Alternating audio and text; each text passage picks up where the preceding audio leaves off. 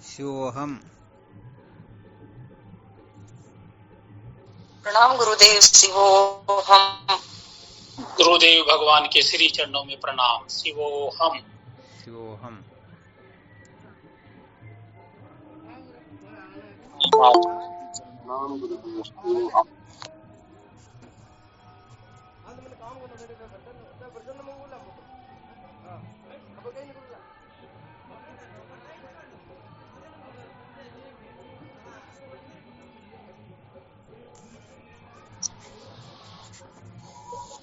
सतगुरु कोटि कोटि प्रणाम बाबूजी। शिवोहम। हाँ शिवोहम।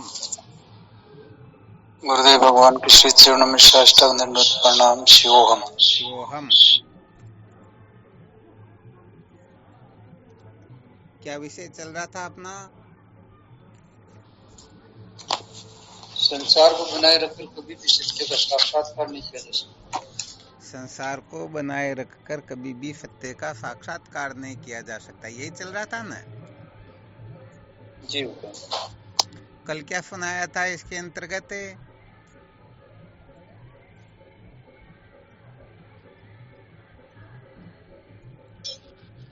इसमें महाराज जी सत्य के साक्षात्कार से अगर होने वाले लाभ की जानकारी नहीं है तो फिर वो सत्य को जानने की कोशिश नहीं करेगा। क्या बात है। दूसरा आपने फरमाया, संसार को अगर उसने सत्य समझ लिया तो सही सत्य को जानने की वो चेष्टा ही नहीं करेगा। बहुत इसलिए अच्छी बात है। उसमें तो यहाँ पर जब तक हम संसार का व परमात्मा का वास्तविक स्वरूप नहीं समझ लेते हैं तब तक न तो संसार से छूटने की इच्छा होती है, न परमात्मा तत्व को जानने की जिज्ञासा ही जागृत होती है। इस ब्रह्मास्त्र को हमें अच्छी तरह से हृदयंगम कर लेना है, इसको बहुत अच्छी तरह से समझना है।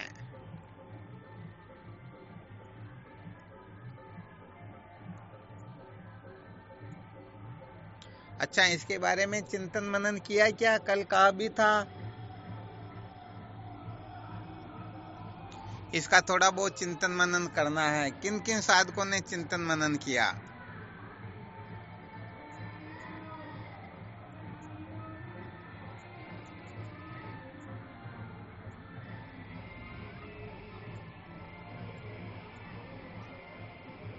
नहीं किया इसका मतलब है ना?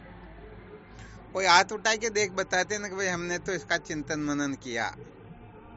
स्वामी जी नहीं किया, झूठ तो बोलने से क्या हुआ। ठीक बात है। नहीं किया इसका मतलब जिस जगह पर हो उसी जगह पर अपने आप को कर्ता समझ कर बैठ गए हो।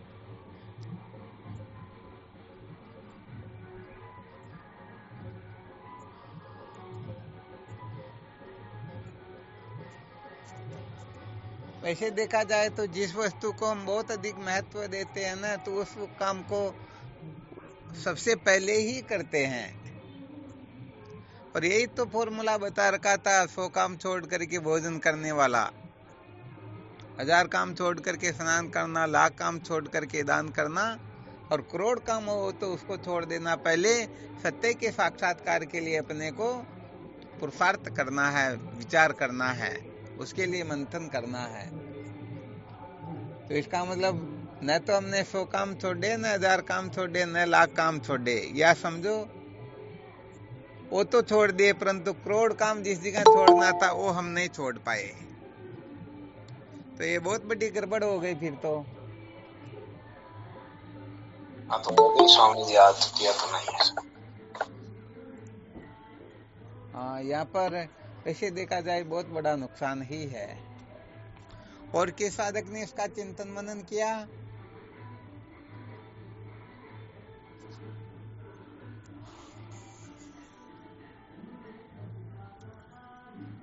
महाराज जी चिंतन मंथन तो किया, लेकिन वो आपको जो बात बताई वही बात है कि अभी तक ये संसार रूप मानते हैं कि झूठा है, लेकिन अभी मन में झूठा लग नहीं रहा। सिद्धांतिक झूठा है लेकिन अभी दिल में झूठा नहीं लग रहा।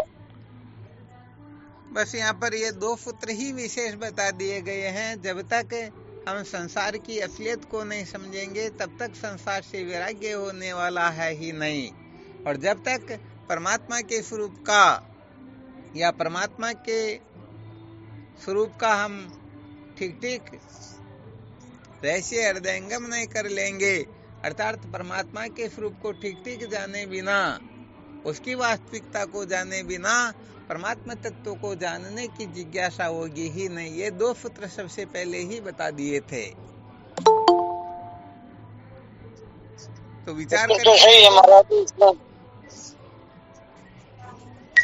विचार करके देखो, ये दोनों सूत्र पूरे होंगे तभी वेदांत विचार सार्थक होगा, तभी वेदांत विचार की ओर प्रवृत्त होना सचमुच में हमारा सार्थक होगा। यदि दो में से एक में भी गड़बड़ है तो भी काम चलने वाला है ही नहीं।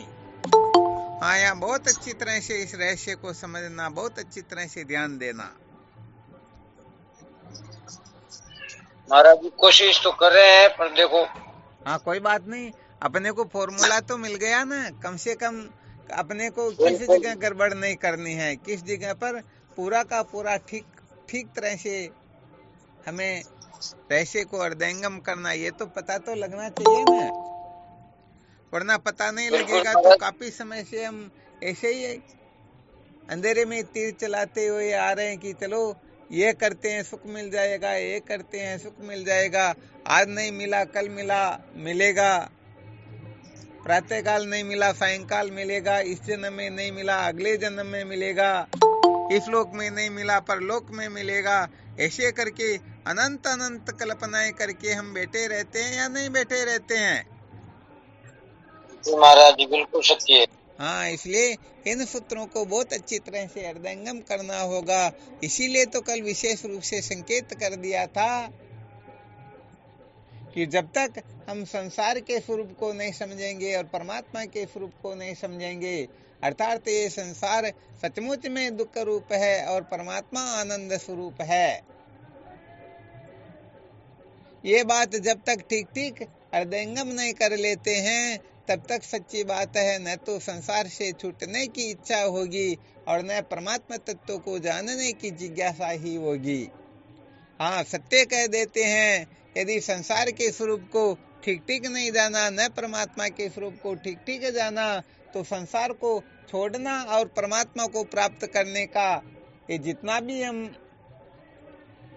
करते हैं ना, ये सारा का सारा केवल और केवल मात्र मनोरंजन ही होगा, मौज मस्ती ही होगी और इसके सिवाय कुछ भी होने वाला है ही नहीं। हाँ, इन सूत्रों को बहुत अच्छी तरह से हृदयंगम कर लेना, यहाँ अणुमात्र भी गड़बड़ मत समझना।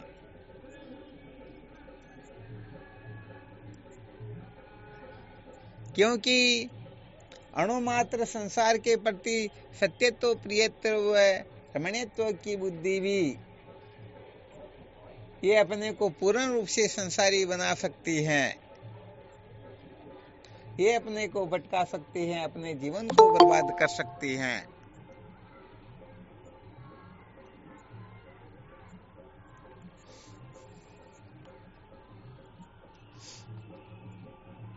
तो यहाँ पर तो सावधान रहना ही तो साधना होती है।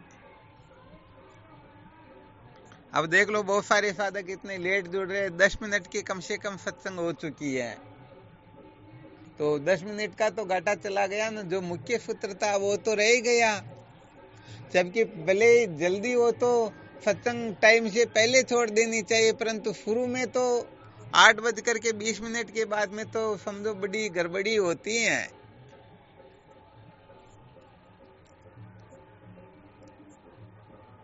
तो सूत्र अच्छी तरह से समझ में आ गया? जी महाराज जी, सूत्र तो समझ में आ गया। हाँ। इसमें तो कोई यदि बात नहीं, अणु मात्र भी हम इस संसार के अंतर्गत सुख की कल्पना करेंगे तो भी सच्ची बात यह है कि हम संसार से पूर्ण रूप से विरक्त नहीं हो पाएंगे, संसार को पूर्ण रूप से छोड़ने की चाहत जागृत ही नहीं होगी। और परमात्मा महाराज जी अभी क्या हुआ? आप अनुमात की फरमाए रहे हैं, हमारा तो आप भी बहुत बड़ा कुंडल पर संसार भरा पड़ा है, क्या करेंगे फिर? हाँ नहीं, ऐसी कोई बात ही नहीं। ये तो वेदांत की युक्तियों के द्वारा, संत महापुरुषों के सानिध्य के द्वारा, सत्संग का आश्रय लेकर के, सत्य शास्त्रों का आश्रय लेकर के, अरे भाई जानना कुल मिलाकर के संसार की असलियत को। जिस संसार में हम अहमत्व ममत्व सत्यत्व बुद्धि करके बैठे हुए हैं, इसकी असलियत को ही तो जानना है। ये शरीर में नहीं, शरीर मेरा नहीं, शरीर सत्य नहीं, इस रहस्य को ही तो अच्छी तरह से जानना है। ये तो कहीं नहीं रहे कि संसार को ले जा करके कहीं डाल करके आ जाओ, क्योंकि ये स्पष्ट होता है, प्रत्यक्ष होता है कि जिस वस्तु को हम मिथ्या समझ लेते हैं, झूठी समझ लेते हैं, उस ओर चाह करके भी प्रवृत्त होते ही नहीं। जैसे मृग तृष्णा के जल को मिथ्या समझ लेने पर, बताओ प्यास होने पर भी हम उस पानी को पीने के लिए जाएंगे क्या? नहीं जाएंगे महाराज, क्यों? अपने को वास्तविकता पता होगी। हाँ, वास्तव में नहीं जाएंगे, क्योंकि अपने को उसकी असलियत का पता लग गया है। तो ये दोनों सूत्र, इन दोनों सूत्रों का हमें सम्यक प्रकार से चिंतन मनन करना है। संसार के स्वरूप का जब हम ठीक ठीक प्रकार से रहस्य समझ लेंगे, तो न चाहते हुए भी संसार से छूटने की विविदिशा जागृत हो जाएगी। और परमात्मा तत्व को जब हम ठीक ठीक उसके रहस्य को समझेंगे, तो न चाहते हुए भी परमात्मा तत्व को जानने की जिज्ञासा जागृत हो जाएगी। इसे शास्त्रों में सर्व दुखों की निवृत्ति और परमानंद को प्राप्त करने की तड़पन कहते हैं। या ऐसा समझो, जितना संसार से छूटने की तड़पन हो, उतनी ही तड़पन परमात्मा तत्व को प्राप्त करने की जागृत हो जाएगी। अथवा जितनी परमात्मा तत्व को प्राप्त करने की तड़पन होती है, उतनी ही तड़पन संसार को त्यागने की होनी चाहिए। भाई हम 100 रुपए की वस्तु खरीदना चाहते, तो 100 रुपए का त्याग करने की सामर्थ्य भी तो होनी चाहिए ना। यदि नहीं है तो हम गड़बड़ कर रहे हैं या नहीं कर रहे हैं?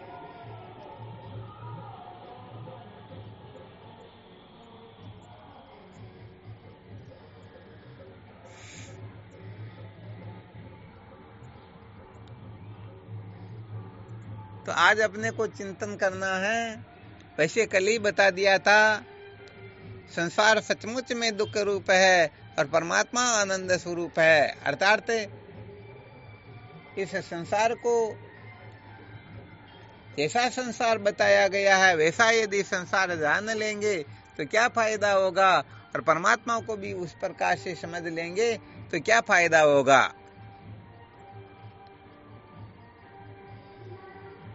शायद प्रश्न तो ठीक तरह से समझ में आ गया होगा। सबसे पहले हमें ये संसार सचमुच में दुख रूप है, इसके ऊपर चिंतन मनन करना है। और फिर यहाँ थोड़ा प्रैक्टिकली रूप से भी वो तो देखते रहना थोड़ा बहुत, है ना जी गुरुदेव।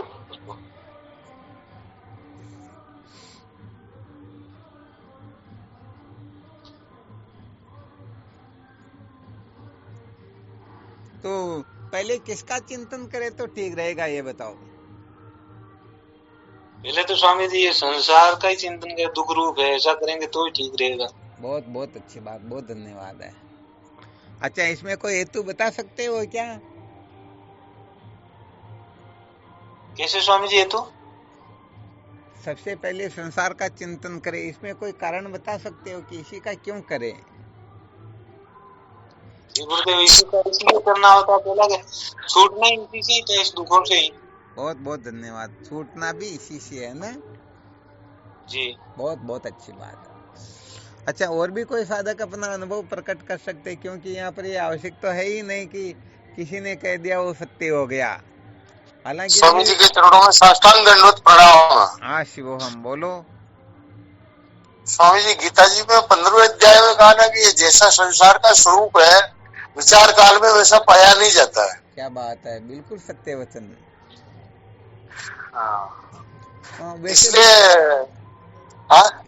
वैसे देखा जाए, आपने जो बताया ना ये प्रश्न, ये रहस्य आपको तब समझाना जब हम इस जगत का वास्तविक स्वरूप समझने के लिए चर्चा करेंगे न, तब। इस समय प्रश्न ये है कि पहले परमात्मा तत्व के बारे में समझना चाहिए या जगत के बारे में समझना चाहिए। अर्थात परमात्मा आनंद स्वरूप है, इसको समझे बिना परमात्मा तत्व को प्राप्त करने की जिज्ञासा नहीं होगी, और संसार दुख रूप है ऐसा समझे बिना संसार से छूटने की तड़पन होगी ही नहीं। तो यहाँ पर पहले परमात्मा तत्व के बारे में चिंतन मनन करे तो अच्छा रहेगा या जगत के बारे में चिंतन मनन करे तो अच्छा रहेगा। सैदानंद जी महाराज ने बताया था पहले जगत के बारे में चिंतन मनन कर लेना चाहिए, क्योंकि हमको सैदानंद जी ने कहा वो बढ़िया, बहुत बढ़िया बताया ना, बहुत बहुत हाँ धन्यवाद, बढ़िया होता है, बहुत अच्छी बात है। अच्छा, आपका ये बिल्कुल तैयार रखना, यदि यही सिद्ध होता तो अभी इसी पर चर्चा करेंगे, ठीक है ना? जी जी स्वामी। 15वें अध्याय वाला सूत्र अच्छी तरह से ध्यान रखना, बहुत अच्छा सूत्र है वो। अच्छा, और भी कोई साधक बता सकते हैं कि पहले किसका चिंतन करे तो अच्छी बात रहेगी? प्रणवदेव। हाँ बोलो। गुरुदेव सब झूठा सब नासवान है। नहीं, जगत के बारे में चिंतन परमात्मा- मनन करे या परमात्मा के बारे में? ये नासवान वगैरह ये तो बाद में देखेंगे, केवल प्रश्न इतना ही है, जगत का या जगदीश का? जी सर, वो तो सर गुरुदेव जी मान लो परमात्मा वो भी सत्य, परमात्मा का चिंतन करना भी मान लो 24 घंटे मान लो गुरुदेव और परमात्मा का चिंतन करना था।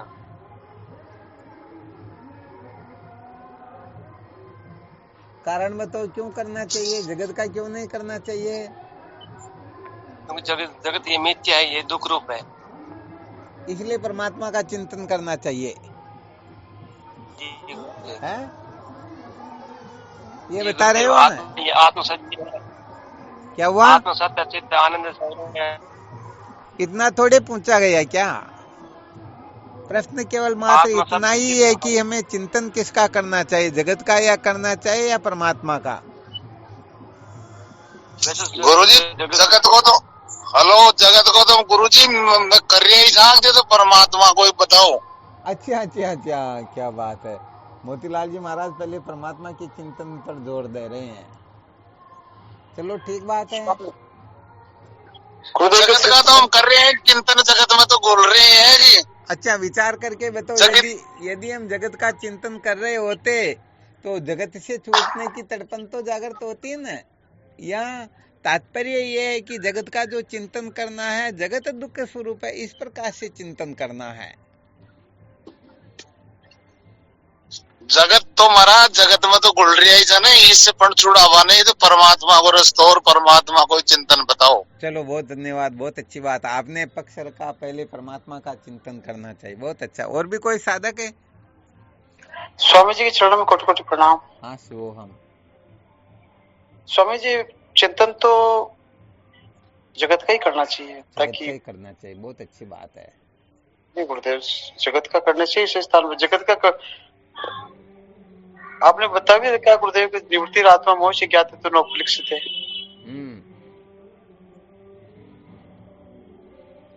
बहुत बहुत अच्छी बात है। और भी कोई साधक है?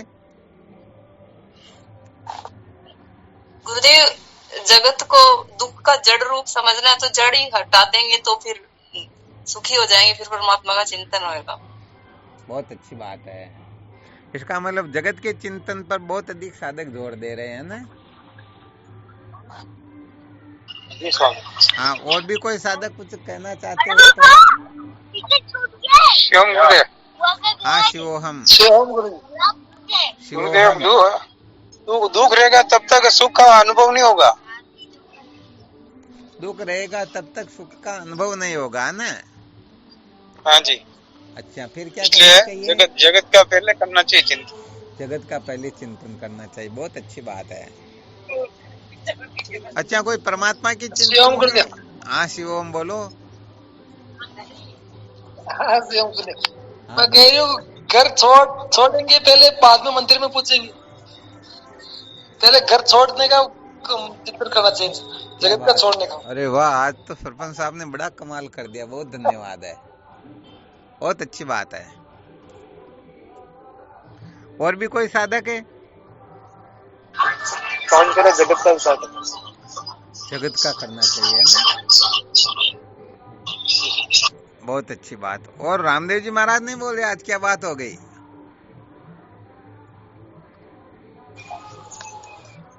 प्रणाम स्वामी। हाँ शिवोहम।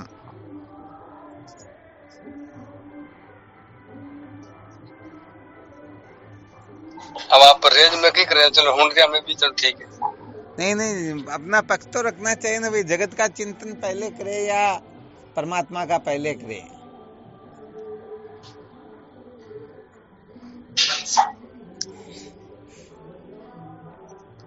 क्योंकि परमात्मा कभी हमारे से बिछड़ा ही नहीं है, तो संसार के बीच में टपका हुआ है। नहीं, वो प्रक्रिया कुछ भी नहीं बतानी, केवल इतना बताना कि चिंतन परमात्मा करे या जगत का। परमात्मा का करना चाहिए चिंतन। तो परमात्मा का क्यों, किस कारण से? संसार तो दुख स्वरूप ही है, चिंता तो दुखी अनात्म है। अच्छा। तो चिंतन क्यों करें?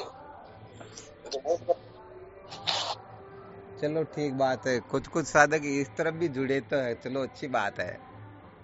चिंतन करा और भी कोई साधक है?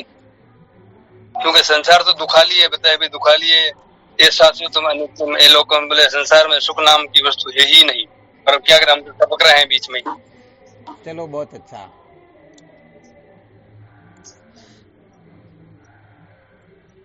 चलो और तो कोई नहीं बोलना चाहते हैं ना, इस पर थोड़ा विचार करते हैं।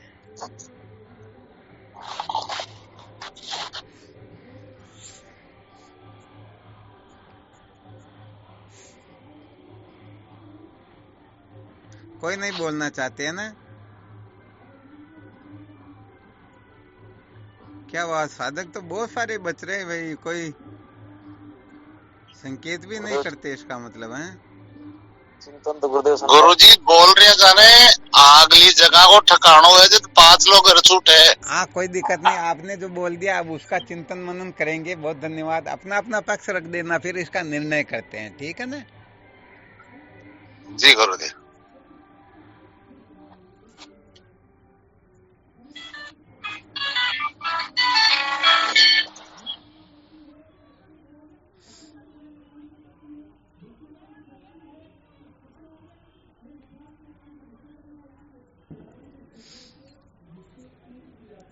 देखो होता क्या है, इस नियम पर बहुत बार चर्चा कर चुके हैं कि हम चलना जो शुरू करते हैं ना, जहाँ पहुंचना होता है वहां से चलना शुरू करते हैं, अथवा हम जहाँ पर है वहां से चलना शुरू करेंगे। कहाँ से करेंगे? जहाँ से चलना शुरू करें, जहाँ से है वहां से चलना शुरू करना पड़ेगा। तो इस दृष्टि से देखा जाए तो हम अभी अपने परिवार में, कुटुंब के साथ में, नाते रिश्ते वालों के साथ में, धन दौलत के साथ में, बंगले पद प्रतिष्ठा, इनके बीच में तो रह रहे हैं। अर्थात हम इस नाम रूपात्मक निर्वचनीय संसार के अंतर्गत किसी को मैं, किसी को मेरा, किसी को सत्य, किसी को प्रिय, किसी को रमणीय समझ करके हम बहुत ही अधिक बहिर्मुख हो गए हैं। तो अब परमात्मा तत्व को प्राप्त करने के लिए यदि हमको चलना है तो चलना यहीं से तो शुरू करेंगे ना। समझ में आ रहा? जी गुरुदेव। अच्छा, विचार करके बताओ, चलना यहाँ से शुरू करेंगे, परंतु जाना किस जगह पर यदि ये पता नहीं है तो फिर किस दिशा में जाओगे? ये बड़ी गड़बड़ होगी या नहीं होगी? बिल्कुल हो जाएगी। बिल्कुल हो जाएगी ना। देखो थोड़ा संकेत ये करना चाहते हैं, हालांकि साधकों ने बहुत अच्छा बताया, परंतु बात ये है कि हम इस संसार को जैसा समझ रहे हैं ना, क्योंकि अविद्या अवस्था में तो हम संसार को आनंद रूपी तो समझ रहे हैं जी। तो इस संसार से छूटने की जो इच्छा होती है तभी हो सकती है। जैसे एक व्यक्ति 500 रुपए प्रतिदिन मजदूरी करके लाता है, यदि उसे कोई कह दे मैं तुझे 1000 रुपए प्रतिदिन का मेहनताना दूंगा तो मेरे पास काम पर आया कर, तो वह 500 रुपए को छोड़ करके 1000 रुपए देने वाले के वहां पर चला जाएगा, क्योंकि 500 रुपए से 1000 रुपए 2 गुने हैं। अच्छा, कोई 1000 रुपए का काम करने वाला है, उसको कोई जाकर के कह दे मैं तुझे 500 रुपए दूंगा, तू मेरे पास आया कर, क्या वो आ जाएगा क्या? नहीं। तो यहाँ पर बात ये होती है कि प्रत्येक जीव जो है निकृष्ट से श्रेष्ठ की ओर जाना चाहता है, श्रेष्ठ से निकृष्ट की ओर नहीं जाना चाहता है जी। तो यहाँ पर सचमुच में संसार तो तब ही छूटेगा जब हम संसार से भी अनंत अनंत अनंत गुणा आनंद स्वरूप वस्तु किसी को समझेंगे तभी, वरना संसार छूट सकता है क्या? कभी नहीं छूट सकता। हालांकि चलना हमको इस जगह से पड़ेगा, ध्यान देना अच्छी तरह से, फिर गड़बड़ मत कर देना। चलना तो यहाँ से ही शुरू करना होगा, हम जिस जगह पर रह रहे हैं, परंतु जब तक लक्ष्य का हम ठीक प्रकार से निश्चय नहीं कर लेते हैं तब तक बताओ एक कदम भी घर से बाहर रखते हैं क्या? नहीं रख सकते ना। तो यहाँ पर वैसे मोतीलाल जी और रामदेव जी ने जो बताया ना, ये थोड़ी वजनदार वस्तु है, क्योंकि पहले परमात्मा के बारे में हमें, क्योंकि अभी चलना शुरू नहीं कर रहे हैं, अभी तो तुलनात्मक अध्ययन कर रहे हैं कि भाई इसमें से ये ठीक है या ये ठीक है। जैसे किसी को असाध्य रोग हो गया हो और फिर वह इलाज करवाने के बारे में बैठ करके चर्चा कर रहे, हमें किस डॉक्टर के पास में जाना चाहिए, किस शहर में जाना चाहिए, दिल्ली जाना चाहिए या बंबई जाना चाहिए, जोधपुर जाना चाहिए या अहमदाबाद जाना चाहिए। तो चर्चा तो घर पर बैठ करके ही कर रहे हैं, चल थोड़े रहे हैं अभी जी। और जब हम ये निर्णय कर लेंगे भाई वह डॉक्टर ठीक है, उसके पश्चात उस डॉक्टर तक पहुंचने का रास्ता क्या है, फिर हम उसी का मंथन करेंगे, उसी का विचार करेंगे और उसी रास्ते चलने की तैयारी करेंगे, और उस समय में ये संसार फिर छूटने लगेगा। जी स्वामी जी। परंतु सबसे पहले तो ये रहस्य तो अच्छी तरह से समझना होगा ना, अभी जाना कहाँ है।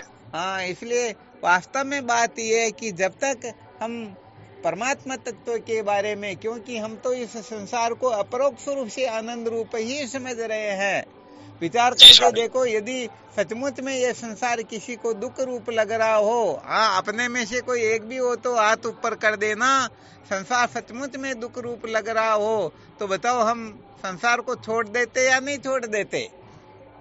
जी। तुम संसार को तो आनंद रूप समझ करके बैठे हुए हैं ना। जी स्वामी जी। तो यहाँ पर कहने का मतलब साधकों को यही रहस्य समझाना होगा, भाई बिल्कुल ठीक बात है, तुम जो संसार को आनंद रूप समझ रहे हो इसमें 1% भी गलत नहीं है, बिल्कुल आनंद रूप है, परंतु संसार के विषयों से जो आनंद प्राप्त होता है उसे अनंत अनंत अनंत गुणा श्रेष्ठ एक आनंद और है। क्या तुम उस आनंद को चाहोगे?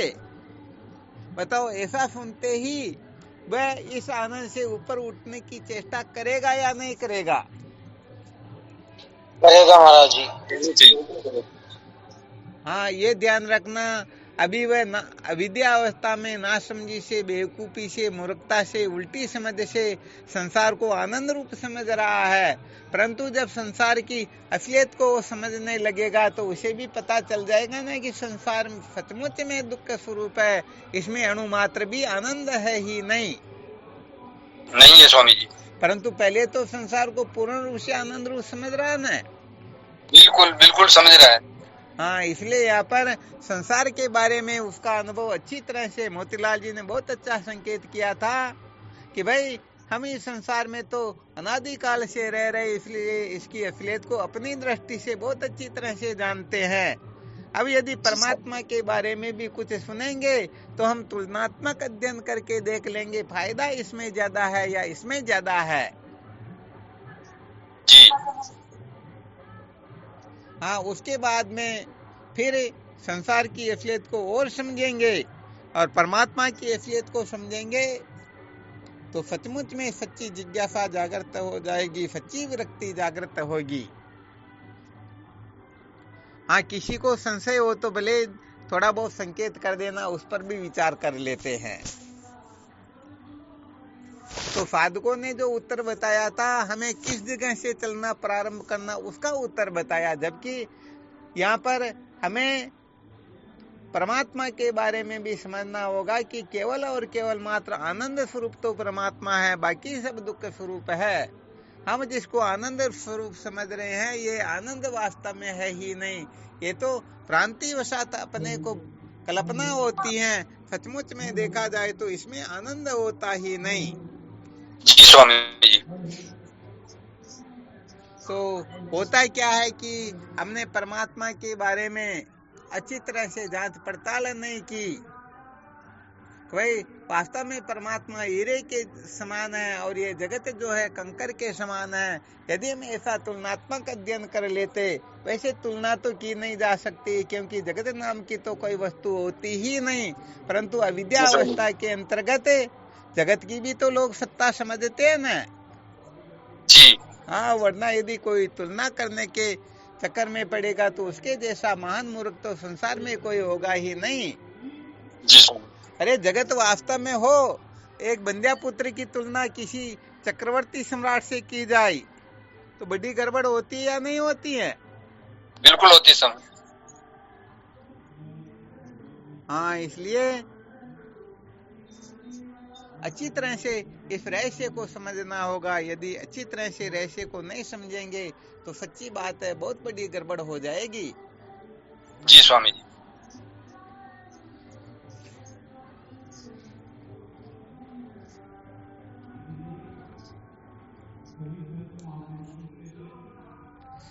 महाराज जी उनकी गड़बड़ तो नहीं आ रही है। क्या हुआ? ये गड़बड़ी भी तो नहीं आ रही है जब तक उस राशि को नहीं समझता, जब तक उसको संसार आनंद रूप ही लग रहा है। हाँ, यहाँ पर कुल वो एक करके हाँ बिल्कुल बोलो। जैसे वो एक आप कभी उदाहरण देखते रहे, गाय का था भैंस का था, वो भूसे के अंदर कर लिया और वो भूसा खाती रही, बार हरा चारा हो गया, जब तक उसको हरे चारे का ज्ञान नहीं था उसको भी ऐसा लग रहा था। बिल्कुल बिल्कुल सत्य बात है। तो अब उसे सुनना ही पड़ेगा, सुन करके उस पर विश्वास भी करना पड़ेगा। किसी दूसरी गाय ने आकर के कह दिया, अरे पगली यहाँ क्यों मुंह मार रहे हैं, बाहर तो बिल्कुल पूरी पृथ्वी हरी हो गई, बाहर खाने का आनंद ही कुछ और है।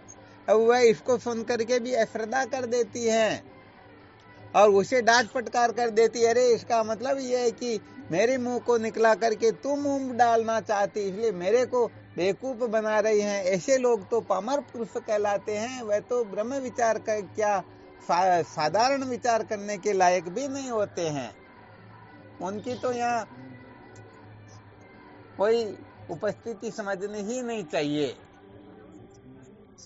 उनका यहाँ कोई सत्व महत्व है ही नहीं।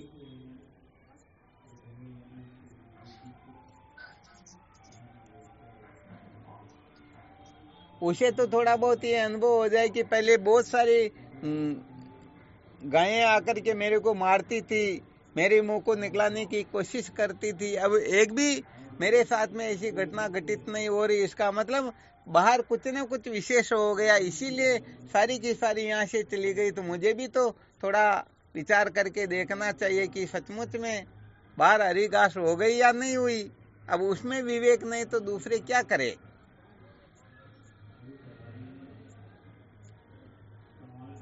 बात ऐसी हो रही है। हाँ बिल्कुल सत्य बात है। यहाँ पर थोड़ा तत्व के बारे में हमें अच्छी तरह से समझना है ताकि जीवन का परम लक्ष्य निर्धारित हो जाए। फिर हम संसार को छोड़ने में हिचकिचाएंगे नहीं, वरना डायरेक्ट कह दे संसार दुख रूप है, तुम संसार को छोड़ो, तो कह देंगे भाई दुख रूप है चाहे कैसा भी क्यों नहीं, हम तो यही जन्मे और यही मरेंगे, हम यहाँ से छूटने वाले हैं नहीं। और उनको कह दे अरे भाई तुम्हारे लिए तो आगे बात ही कुछ और कर रखी, ऐसी व्यवस्था कर रखी, कीचड़ में कब तक पड़े रहोगे, तो अपने आप ही छूटने की कोशिश करेंगे ना जी। तो यहाँ पर ठीक तरह से लक्ष्य के बारे में थोड़ा संशोधन कर लेना चाहिए कि वास्तव में उस तत्व के साक्षात्कार से अपने को क्या फायदा मिलता है। उसका साक्षात्कार हो जाए तो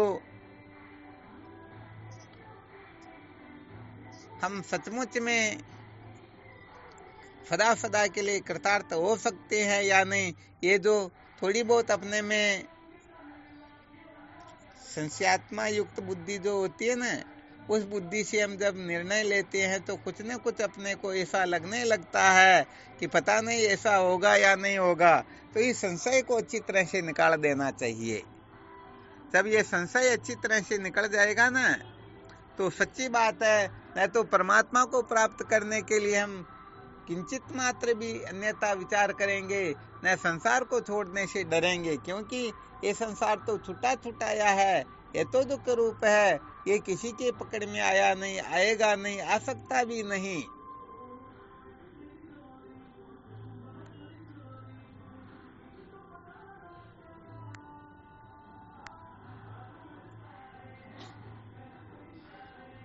बिल्कुल क्लियर ना? जी महाराज जी। हाँ, तो इसके बारे में आज तो कोई सत्संग का कार्यक्रम यहाँ जोधपुर के अंतर्गत है, तो सत्संग भी प्रारंभ हो गई, तो थोड़ा समय का भी अभाव है। कल विचार करेंगे, तो देखते हैं, कल वो ऋषि पर मंथन करेंगे तो देख लेंगे, नहीं तो तत्व जिज्ञासा से क्या फायदा होता है, इस पर थोड़ा मंथन करेंगे, ताकि साधक सचमुच में इस संसार से छूटने के लिए कटिबद्ध हो जाए, संसार को सचमुच में कचरा समझने लगे, सचमुच में संसार दुख रूप है।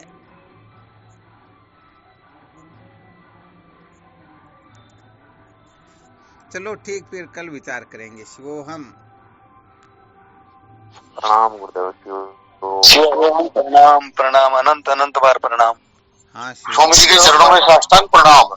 शिवोहम।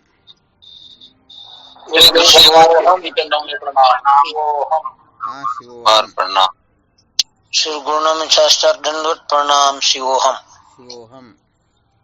स्वामी जी के श्री चरणों में साष्टांग दंडवत प्रणाम। शिवोहम गुरुदेव। शिवोहम। गुरुदेव को प्रणाम। प्रणाम गुरुदेव। शिवोहम। शिवोहम। प्रणाम गुरुदेव। शिवोहम। शिवोहम। प्रणाम गुरुदेव, आपके श्री चरणों में कोटि कोटि प्रणाम। शिवोहम। शिवोहम। हमारा सतगुरु चरणम कोटि कोटि प्रणाम। आदि शिवोहम। हाँ, शिवोहम। प्रणाम स्वामी जी। शिवोहम। शिवोहम। प्रणाम गुरुदेव, आपके श्री चरणों में बार-बार शिवोहम। प्रणाम स्वामी जी। शिवोहम। हाँ, शिवोहम। गुरु जी आपको कोटि कोटि प्रणाम। शिवोहम। शिवोहम। प्रणाम स्वामी जी, आपके श्री चरणों में बारंबार शिवोहम। जय हो आप। जय हो। प्रणाम गुरुदेव। शिवोहम। प्रणाम प्रणाम।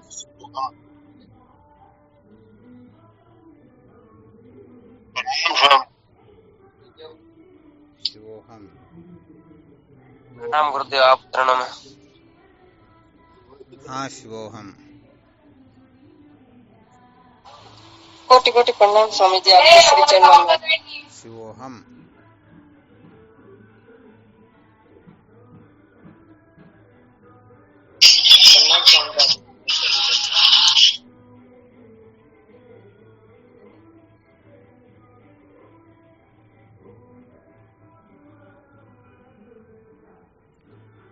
चलो ठीक, शिवोहम।